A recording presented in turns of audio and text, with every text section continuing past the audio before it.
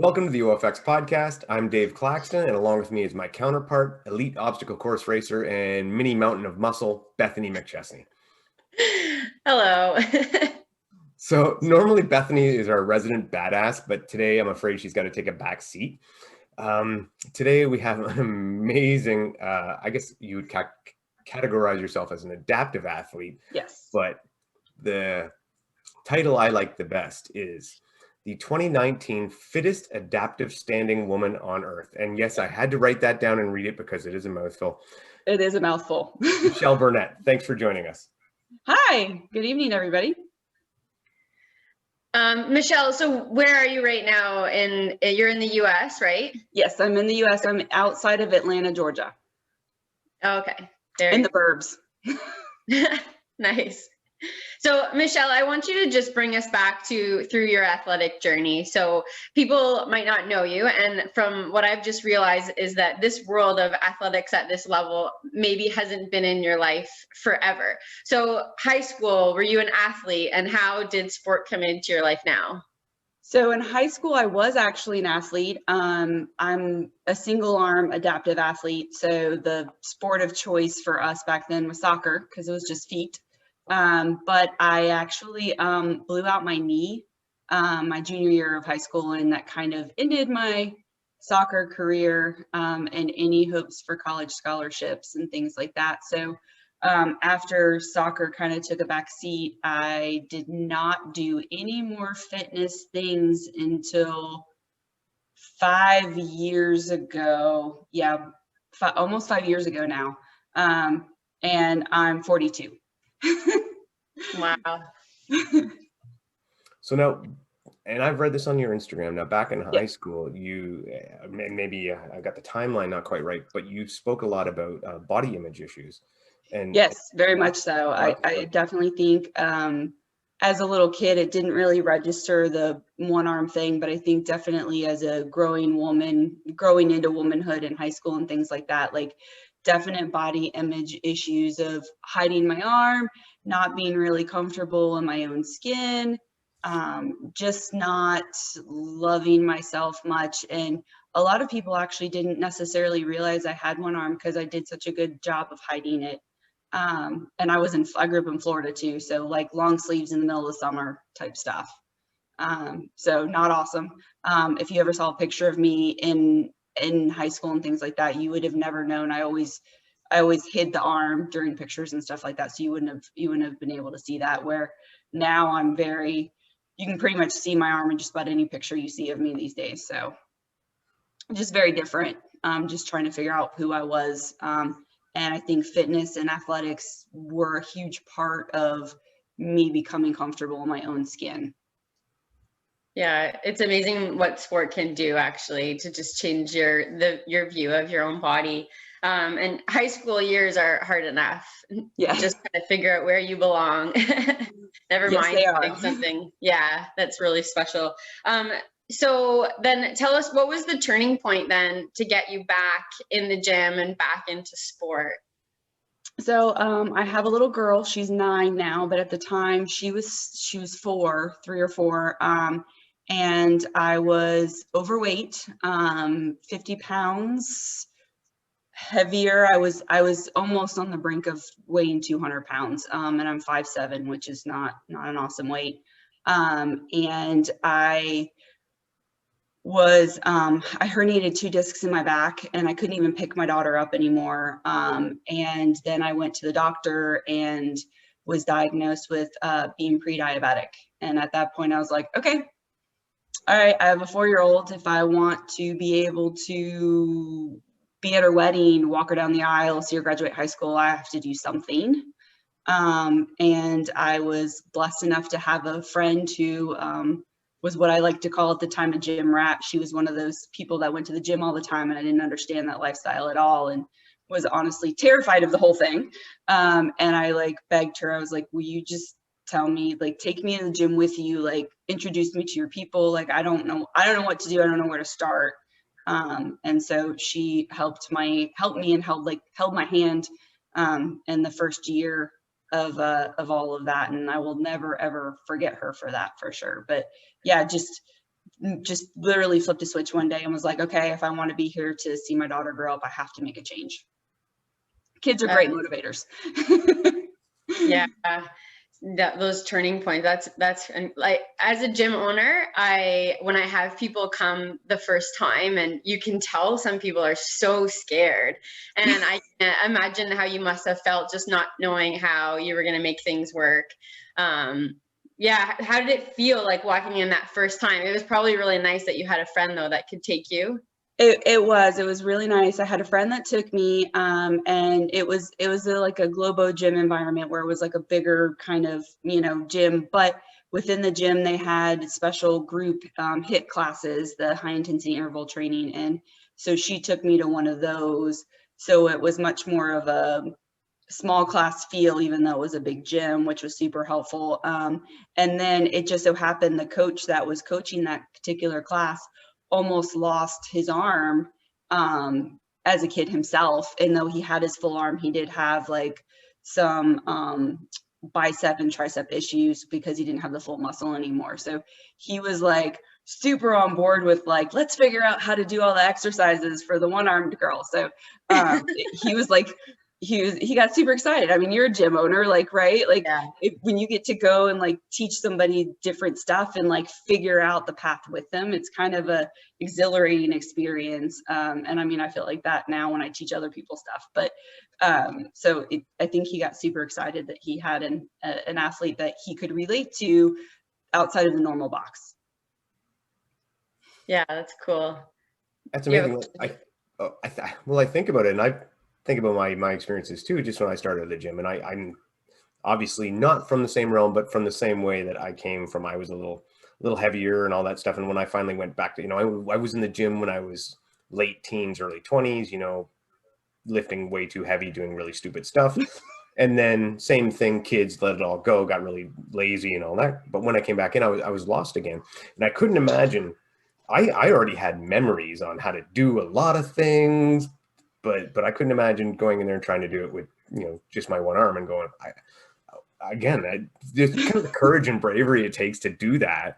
It's courageous enough for anybody who, has got to that spot where they realize I need help to go to the gym and look for help. And then to do it in your situation on top of that is just doubly impressive. I'm a big believer in like, just walk in the gym. Nobody's looking at you, just walk in. I did it. You can do it. It's fine. But it's super scary for anybody that's not, if you're not the fittest or anything. I think it's a scary place to be if you don't have somebody that that you can kind of go with.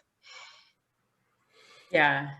It can be a scary place. I've even gone to other gyms and to group classes, and I own a gym and I'm an athlete and I get nervous. So it reminds me of like, I can't imagine walking into a gym being unfit and not knowing what to do. So it's a good reminder of how people feel when they walk into a gym too, just that fear and that nervousness. Yeah. So it didn't take you long now to get into Spartan racing after you started at the gym, right? It was so I started, May is my Fittiversary. That's what I celebrated every year. That's cool. So from May I did my first race in South Carolina, Halloween weekend. So October 31st of the same year, that was 2016. And of course, this is where your friends get you into trouble a little bit. I did a beast. My first race was a beast. It was also one of the longest beasts in recorded history. It was almost 16 miles. You should be used to diving in the deep end, right? It's like, well, it was the closest race in the time frame, and it was a sprint beast weekend. So my friend was like, "You've been working out for like 6 months. Like, you're gonna think the sprint's like 3 miles. You're gonna think it's too easy." And the beast is only like 10 miles. We could totally do that. Yeah. Mm-hmm. But it was fine. I was hooked after it. I mean, it took 8.5 hours, and it was literally one of the hardest things I've ever done in my life. And I literally, as soon as we got back in the car, got on my phone and tried to figure out when I could do my next one. So it's just a lot of people out there probably don't realize they have probably already seen you in Yeah. videos, because if you see the one-armed girl going across the rings, that's generally you. Yes, that is And me. That is the viral video that I think I was in Fayetteville a couple, not even I lost 2020, so 2 years ago. And yeah, I don't think there was a dry eye in the entire area of the multi-rig at that time. I think there was several of us crying. I was one of them, of course, but yeah, like a lot of the whole group I was with was definitely like crying at the end, because they know it was 2.5 years of me trying to figure that obstacle out and never giving up and finally completing it. yeah, and So because yes, it's not just a set of rings, it was the multi-rig. It was the multi-rig. Yeah, yeah. it was it was the multi-rig, which was the first time I'd get even the whole sets of rings. I hadn't gone across up to that point. That was the first time in general. Yeah. So Now you said that was with a group, right? yes. But I've also seen pictures of you with the red headband on. So you have Mhm. competed in the competitive waves. Yes. I have. That's more of a timing thing of like, I like to go run the course when it's clean, more so than actually being truly competitive. But yes, I have technically ran in some of the competitive waves. The competitive waves are harder for me just because there's certain obstacles I legally cannot complete, meaning things like the monkey bars. So I can get on the monkey bars and I can complete the monkey bars. I just cannot legally do it in a competitive wave because I use my feet. I basically bear crawl upside down on the monkey bars to do it, which is still excruciatingly difficult, but it's not really a safe thing to do without a spotter that knows what they're doing, which is why Spartan discourages it. And so legally I cannot complete that obstacle. So right out of the gate, there's a few of those. So in a normal race that I go into, I can automatically expect to be doing at least 90 burpees to fail at least three of the obstacles. And those are things like twister, monkey bars, and actually I think that might be it. Maybe Because I've beater as completed well. Olympus. That was the third one, but I've completed that. Beater as well, maybe. That you might not. Beater, yes, that would be another one. That would be on a super course. But other than and you that, climb the rope too? Yeah. Mm-hmm. Wow. I've not only climbed the rope, I've fallen off the top of the rope. I've seen that video. Scared a bunch of people. Yeah. I was watching that one on Instagram. And I'm like, oh, look, she's killing, she's crushing, she falls. I mean, I'm sure I had the same look everybody else did. That was like, oh. Yeah. You have to watch it like 2 and 3 more times because you're like, oh. I was fine. It was totally safe. I knew to lay on the ground. The pads work though, so that's yay. Good job, Spartan. Pads work. I was totally safe. At least it wasn't a Canadian race. We just get a sprinkling of straw. Yeah, no, I would have broken something then. Yeah. Yes, definitely. And then, so after Spartan, now you get into CrossFit. Yes. So I started getting into Spartan. I found a local Spartan coach because I wanted to learn. When I did my first race, I couldn't even get over the corral wall to go to the start line by myself. I had to have help. And so I wanted to figure these things out. My goal when I do a Spartan race and why I love Spartan so much is it is an individual sport, meaning that it's me against the course. And so my goal is to be able to complete as many things individually without help. So that was one of the big goals that I had. So I found a local Spartan coach because I wanted to learn how to go over walls by myself without help, and other things too. But the walls was the big one. And the local Spartan coach that I found worked out of a CrossFit gym. And so I started taking these Spartan classes on Saturdays. And the owner of the gym, who was not the coach, started harassing me and was like, you should try CrossFit. And I'm like, I can't lift weights. I have one arm. You're like, that's what CrossFit is. And of course I didn't know what CrossFit was at the time, but it was like, that's lifting weights. I can't do that. That's not something I can really do.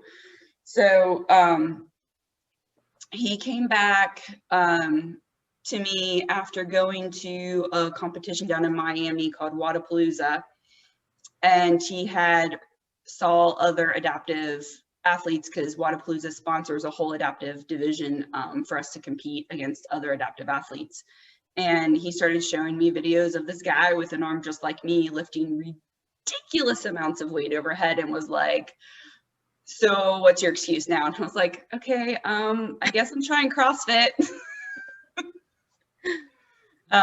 Because if there was other people out there doing it, and that's where I was able to find the guy that he was videoing, and then like go down the rabbit hole on the internet, which was awesome, of like finding other athletes and seeing what they were doing and all of that, and being able to learn from the community very quickly. So, but yeah, rabbit hole from Spartan to CrossFit. And when you're in your CrossFit, like again, in your videos, we see a lot of, adaptation, but different ways. I mean, double unders. You have the, I have a mono. It's called a mono rope. It's a rope that's basically a bar with a rope on either end, and we call it riding the pony, which is what it basically. If you remember the dance, if you're old enough to remember the dance, riding the pony, it's basically what it is. You're just holding a jump rope. So yeah, so jump roping, pull-ups, chest to bar pull-ups, lifting weight one-handed, burpees, pretty much everything that anybody else that CrossFit does, we do. Yeah, and honestly, I look at the videos. It is not CrossFit light. I mean, I am seeing. We were just discussing burpees to muscle ups. Handstand push-ups. Yep. All sorts of different kinds of pull-ups, like everything. They're not letting you guys off light. They're hitting you. They're pretty much seem like they're saying, this is what you have to do. Figure out a way to do it. Correct. Yes, that is 100% where they'll. The biggest thing as an RX athlete in CrossFit being able to be competitive in the competition world, they are asking us to do all of the things pretty much that the able-bodied RX athletes would be able to do. The difference being that we're allowed to have adaptations, and then the adaptations, there's rules. So like for me, when I do gymnastics on a bar, I'm allowed to make up 1 point of contact. So I then end up with 2 points of contact, but I cannot then add a third point of contact, like a band or something like that. It has to be legit. Just one, you're basically just making up for the limb you're missing. You're not allowed to add anything extra to that. It sounds like a lot of problem solving. It is. And again, people are like, oh, where did you get your strap that you do pull-ups with? And I'm like, I got different parts, and part of it's a ankle strap from like a cable weight machine system mixed with a rock climbing carabiner, because I kept breaking the regular ones because of the force I was using to kip, and a TRX strap. Like, these are just parts and pieces we've pieced together. And even like the carabiner thing, like I used to use the carabiners that came with the TRX straps, and in the middle of a competition, it broke. I'm like on the pull-up rig doing pull-ups in the middle of a competition, and it broke. Just slid off mid pull-up off the bar. And so that after that, we were like, okay, let's go to the local sports store, and find the like heaviest weighted like rock climbing carabiner we can, so we can make sure that it won't do that again. I actually did go back though and figure out how to rig it on the bar real quick temporarily, and just tried not to like do anything bad. And I actually won that workout, but even with all that.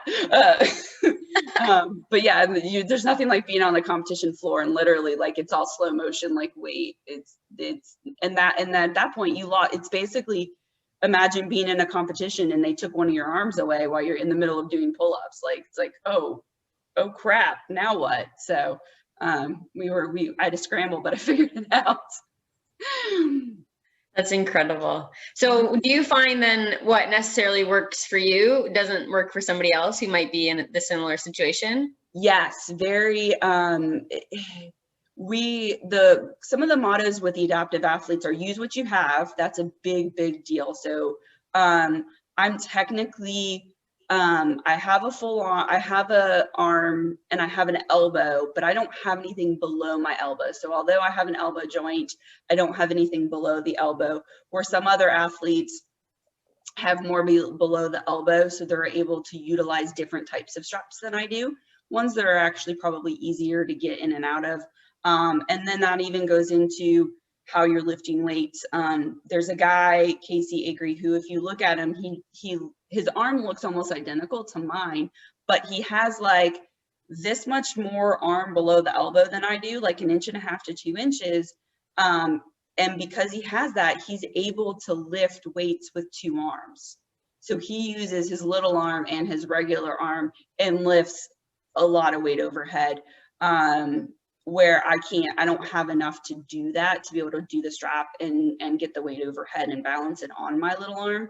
So even within our sport, there's not like a generalized equipment list. It's very, very specialized to you. And I can tell you, I can think of 5 friends off the top of my head, and every single one of them uses a different type of strap adaptation, just based on what works for them.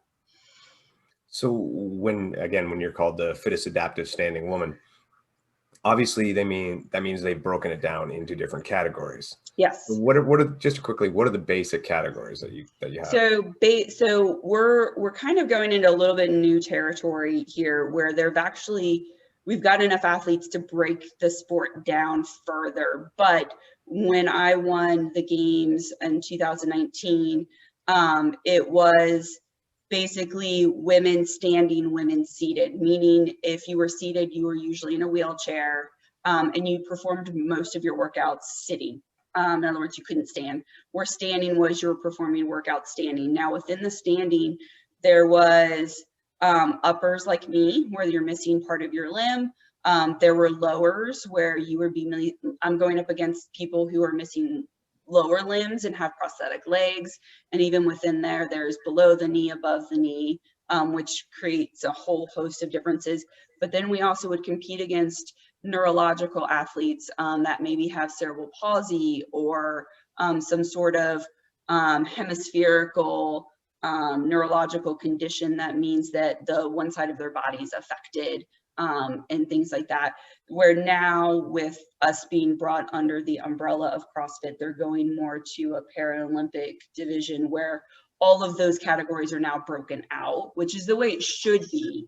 We just haven't had enough athletes in the past to be able to do that. And even with seated athletes, there's seated athletes where you have hip function and not hip function. And in the seated world, that actually makes a really big difference on how you tackle a workout. And things like, do you have leg movement, but there's something going on with your legs that makes you in a wheelchair, or are you truly paralyzed from the waist down? And again, with the waist down, hip function, no hip function, there's lots of little intricacies that goes into our sport that we have to be able to classify these athletes just to make it the most fair competition across the board.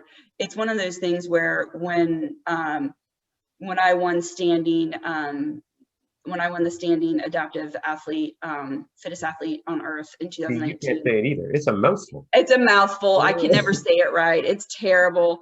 When I say it, people are like, wow, that's a lot. I'm like, yeah, I know. I was competing against lower athletes and we all agree that that really shouldn't happen, because there's going to be workouts that are going to be geared more to their strengths and more to our strengths, and vice versa, to where it's really hard to create a level playing field within that. Obviously, they've got 2 arms, so a lot of them can butterfly pull-ups and things like that, whereas an upper, that's a much more difficult task to complete. But then if we're doing a squat workout, well, most of them have to squat to a box, where I can do full range of motion. So they're apples and oranges. So sticking with the CrossFit, yeah, obviously we're at that time. Yes. Participating in the CrossFit Open this year. What are the plans? I am competing in the CrossFit Open this year because CrossFit has decided that, so leading up to this year, CrossFit did not recognize the adaptive division as a division under CrossFit. So when I won in 2019, it was our own games. So basically, one of the creator of a movement called Wheel WOD, he basically was one of the first to ever do CrossFit. He decided that we should be able to do it. And he basically created the entire adaptive world for CrossFit, which was amazing that he did that. So leading up to that, we would have our own adaptive games every year. And by no stretch, like when I won, it was 4 days of workouts. There were 13 workouts, everything from running and swimming to max 1 rep max, or actually 3 rep max on a deadlift and a clean and jerk. I mean, we did everything we did pretty much everything that you would expect to see at a true games competition. And there were athletes around the world. Like I was competing against a girl from France and a few other countries. So it was very diverse from that standpoint. So this year, under the new ownership, CrossFit has brought adaptive CrossFit into the umbrella where we've gotten all of those other divisions. So this year is historic for us, which is awesome and amazing. So we're actually going to get to compete in the real open this year. So in the past, what would happen is the workouts would be announced on Thursdays. They would take 24 hours once the workout was announced, adapt all of the open workouts, and Friday at 5 p.m. Eastern time is when we would get our workouts, and then they would give us an extra 24 hours to get our scores in. So we were all competing in the open. It was just 24 hours later, which if you compete in a CrossFit box, a lot of times they have Friday night lights and things like that, which are awesome. But as an adaptive athlete, they're like, we're doing Friday night lights and I'm getting my workout. I don't even know what it is yet. So a lot of times I didn't get the opportunity to compete against my fellow people, the community. I just would go and watch because I didn't know what my workout was yet. So we're really excited about this year and being able to compete in the actual open. I will say though, I am going to be a little bit on automatic pilot for it, meaning I'm not going to be super competitive in it just because it's not necessary, other than to just see how I do. So I won't be like, normally in the past I would like, you do it once, you do it again, you're videoing it, it's all very competitive and stuff like that. So this year it's just going to be probably one and done for me and just kind of on cruise control a little bit.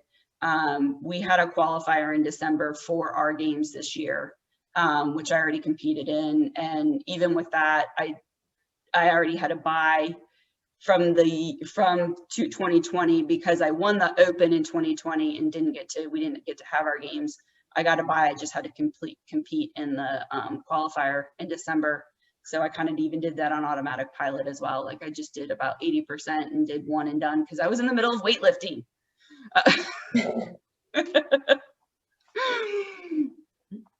So that has so you're already qualified for I guess. I'm qualified for the games, yeah. For the games. So now, do you guys?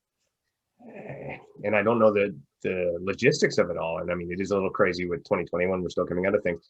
So do you guys actually physically go to? I don't know if it would be in Madison again or wherever they would be holding it. Originally, they were hoping that we would be able to be a part of that, but logistically, they said that they wouldn't be able to make that happen for us this year. So it would still be like the Wheel Wad Games this year, looking towards 2022 being the first official year. But the goal is for us to be able to compete at the games at that level, right next to the Matt Frazier's and the Tia Toomey's of the world, which is what we've been like really trying to get to for years now. So we're all very excited about it.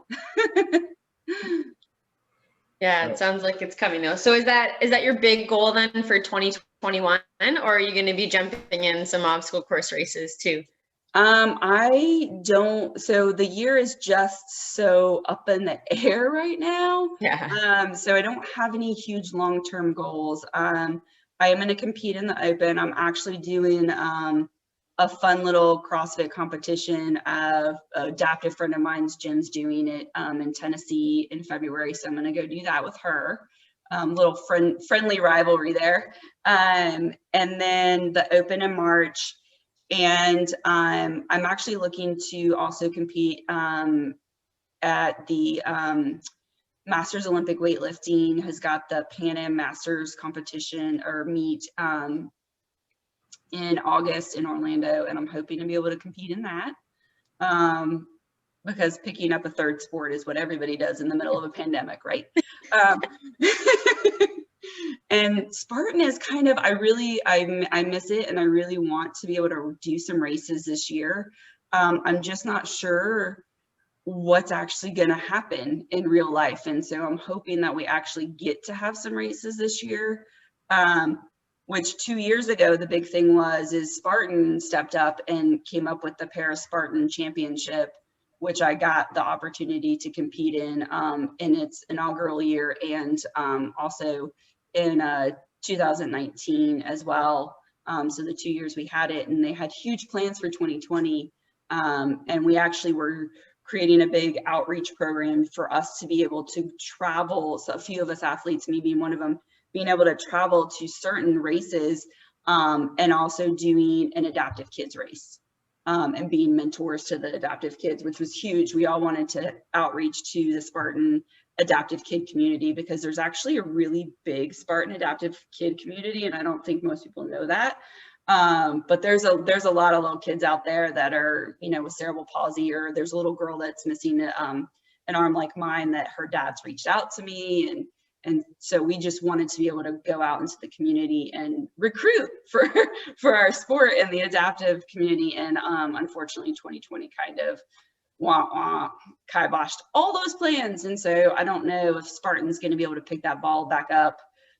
We had worked really hard to get momentum going for that, and it's kind of, we lost all of it, and I'm not sure how quickly we're going to be able to get any of it back. So I have to ask, because we're very sport oriented. How did you do in the when you did the Spartan Para? So the way that the Spartan Para Championship works is it is a 4-person team. The first year was the learning curve, and so there weren't a lot of rules around that, and it was kind of like, hey, if you show up, we'll throw you on a team. Last minute, like, it was, I knew about it a month in advance. It was very short notice. I was like, okay, you said I'll have a team. So I showed up. 2 of my teammates didn't show up of the 4. So me and my teammate ran it together. We crossed the finish line first, but we technically were ineligible to win because we were not a team of 4. Which stinks, yeah. Well, again, Spartan follows rules. Like every other time, they break rules all over the place. It's just wild will, and the one time they decided to stick. And the thing is it wasn't like we won by a hair. We crossed the finish line 20 minutes before the first place team. So yeah, that's pretty demanding. So technically I won but didn't win the first year.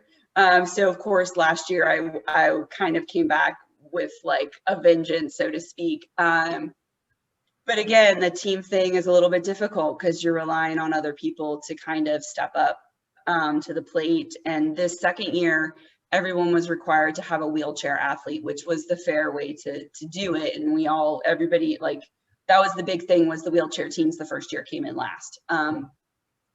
So we were all like, to make it fair, everybody has to have a wheelchair athlete, which also made the wheelchair athletes very popular because there just aren't that many of them.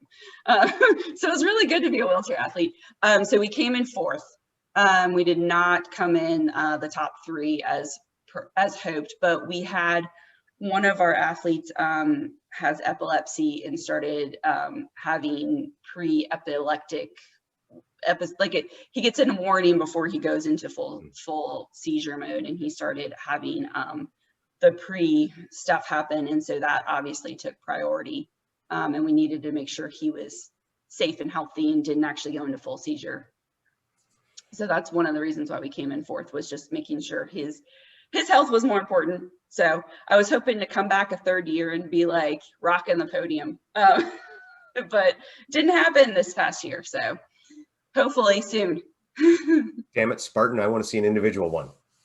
Yes, so that's also in the works. And within the individual one, a men and a women's championship like they do in regular Spartan is kind of what we're looking at, is what they should do, I'm hoping.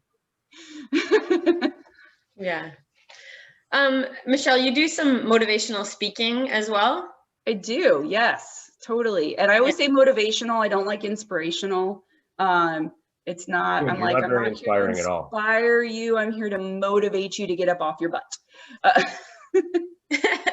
And is that mostly to public schools? It's actually, I haven't done any public schools, believe it or not. I do lots of motivational speaking with business organizations. Oh, really? Yeah. So like, you know, most everybody that's like in a CrossFit box and stuff has a day job. I talk a lot about how in real life, everybody is really adaptive in some way, shape, or form, like you both are. And there's some sort of something, whether you struggle with depression or alcohol, like everybody. Deficiency. Huh? A height deficiency. Height deficiency. No, I mean like in real life, like I'm just joking. And at some point in their life, you would be able to consider yourself adaptive in some way, shape, or form. And it's just, I teach a lot about, talk a lot about adapting and overcoming. So, you know, you may have a struggle, or you may have something that's going on in your life that just is weighing you down, and just trying to figure out how to adapt and overcome to be able to still succeed in life and get to the goals and things like that. So when I start to talk about that stuff, lots of business organizations are like, yeah, you want to come in and motivate our people. And, you know, also showing lots of videos and pictures of what I do, kind of, you know, lights a fire underneath people to kind of do things. Yeah, I just think your message would be so valuable for high schools and elementary schools, just to see, because I find especially high school age is where you lose a lot of kids. Yep. Right? So they have so many excuses as to why they can't do something, and it's just like, it almost just shuts them up. It's like you have no excuses. Like you can yep. figure anything out. It just takes some creativity, and like you all along, you've just had to be creative with things. And I think it would just be so great to speak to groups of kids about that. And that's something I definitely, I'm trying to kind of get into. It's a little bit harder than you would think, unless you know somebody. But that's definitely the end audience I would really love to reach, is more of the kid population, just because I do think that being a kid is pretty hard these days. And I just think that they struggle with so much more than even I did when I was a kid, just from the outside world, and the pressure that's put on them and stuff like that. And just being able to talk to them about, like you said, kind of, you know, being creative and thinking outside the box and be able to kind of overcome any of the challenges that come to them, I think is super important. Yeah. Now, you mentioned a couple times wheel wad. Yes. And in digging through your Instagram history and checking out all that, we found out, and I had no idea, and I feel very late to the party, which upsets me so much, but the 2019 wheel wad, and I think maybe even the 2018 wheel wad, was held in Collingwood, Ontario in Canada. It was, yes. That's 40 minutes from my house. Are you serious? Yeah. So I'm like, oh my God, I would have loved to have gone and like volunteered at this thing, watched this thing. I used to have been a part of it somehow. I've watched all the videos now online, go, like I said, went down that rabbit hole and checked it all. I'm like, this is freaking amazing. Like this, it was just so, the athletes were just so badass and killing it. And I had no idea it was right down the road. But yeah. And well, you can go see that.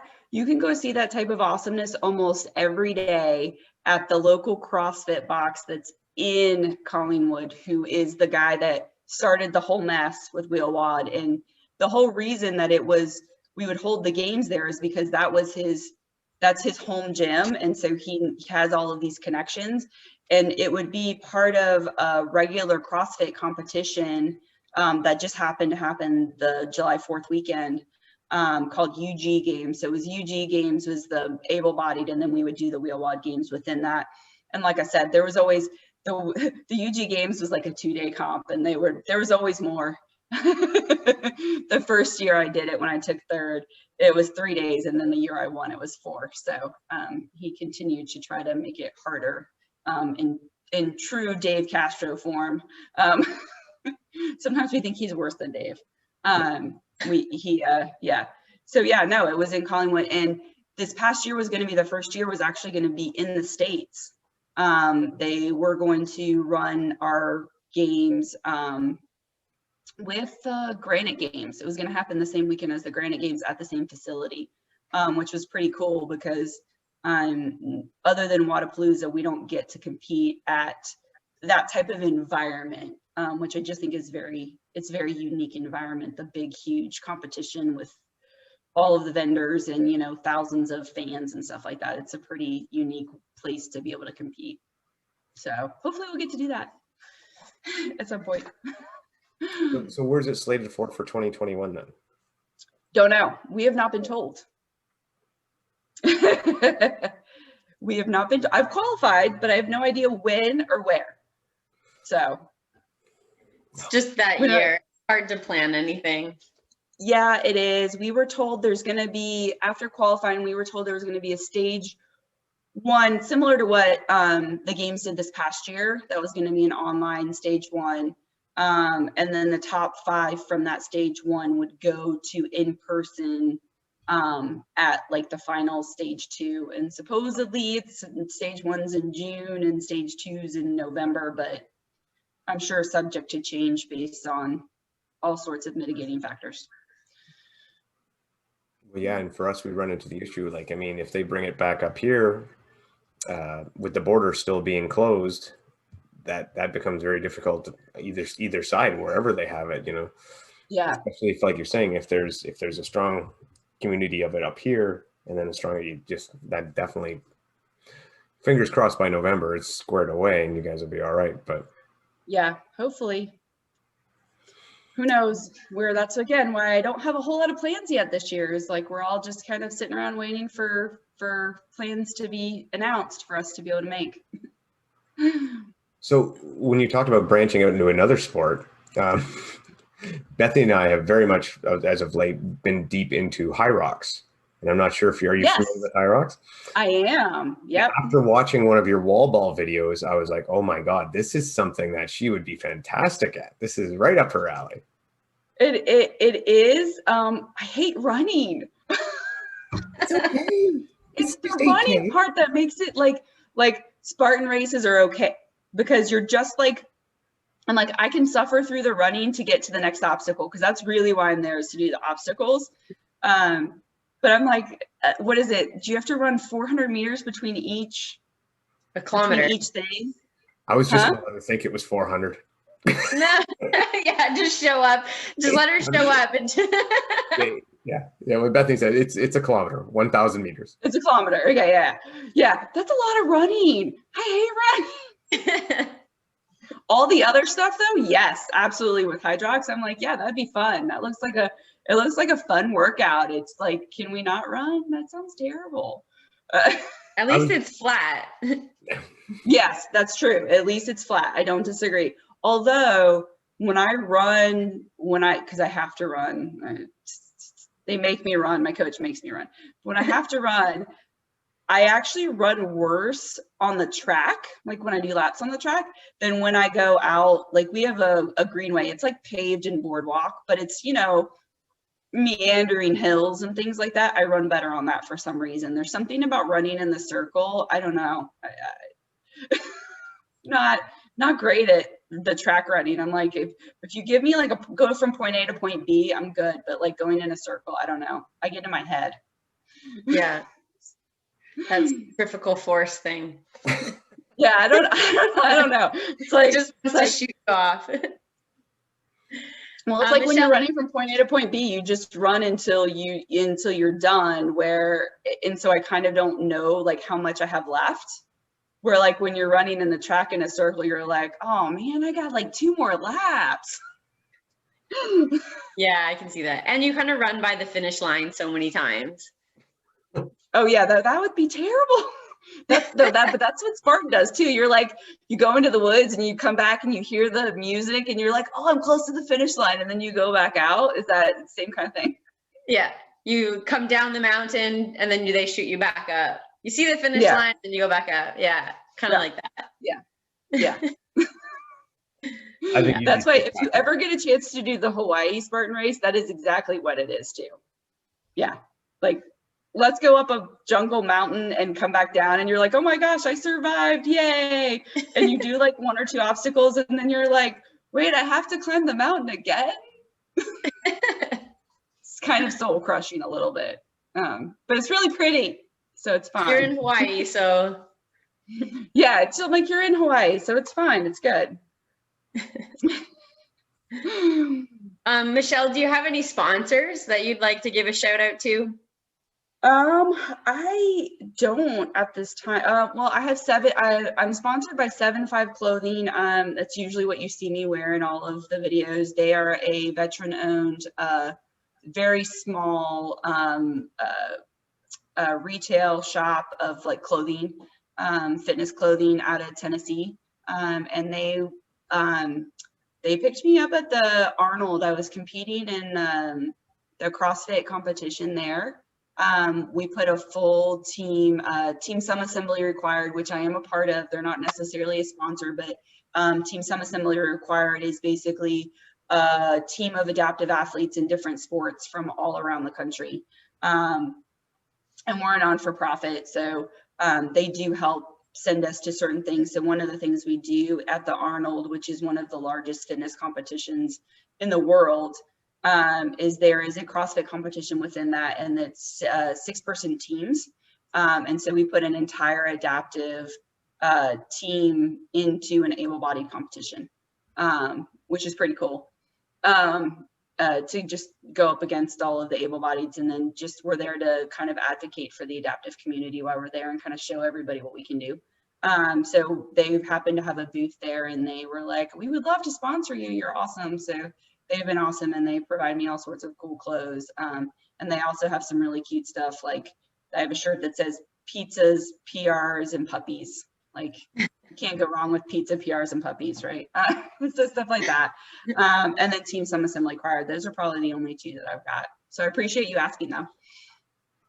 Yeah, it's cool.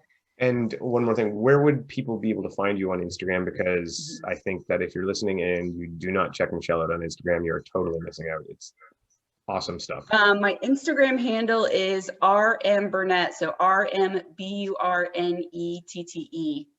Very easy to find. Please go follow it. I post all sorts of interesting stuff. I'm trying to get more life hacks in there because I think people have questions about how I do stuff. Just everyday stuff. Like, do you French braid your own hair? I do not French braid my own hair, but I do French braid my daughter's hair. Really? Yeah, you really do. Yes, I really do. Okay, you have to take a video of that then. Yeah, I know. I need to do a video of that. She just has to cooperate for me to be able to do a video like that. And she's 9, so sometimes she's not a willing participant in my shenanigans. So yeah. But yeah, no, I totally French braid her hair. I can braid my hair down like one side because it's long enough, but I can't do a French braid. I haven't gotten there yet. It's very tiring for your arms. If you've I'm ever so done impressed. That before. Yeah. Bethany's totally okay with like the whole, single arm snatches and all that. That's nothing. But the French braiding, that's fucking amazing. Yeah, right. It is. Well, and it's the whole reason I even tried to learn how to do it was I have a friend who's a single dad with a little girl, and bless his heart, he went on YouTube because he wanted to be able to French braid his daughter's hair, and it was terrible. And I was like, well, if single dad can do it, like I can do it, right? So I YouTube. What you're saying is being a man is equivalent to missing an arm. Is that so? And meanwhile, he gave up. Like he's like, I asked him, I was like, "Are you still trying to French braid her hair?" He's like, "No, I gave up on that." It's like, oh, cool, I figured it out. Oh my God, that's amazing. Did you have any more questions? No, just thank you very much, Michelle. I am delighted to meet you. Thank you both. It was fun. Very much. It was fun. I love talking about fitness stuff. I can do this all day. Yeah, I know you say your motivation not inspiring, but I was very inspired by all the stuff I saw in it. Yeah, it definitely dug me down the rabbit hole. I was so amazed. And if they ever, I'm going to Collingwood. I got to check this place out. Yeah, definitely. Yeah, you should definitely go. He's Stouty's the guy that owns it. He's awesome. Yeah, thank you, Michelle, so much. And thank you to all of our listeners for tuning in today. And keep training hard, keep crushing it, keep giving us something to talk about.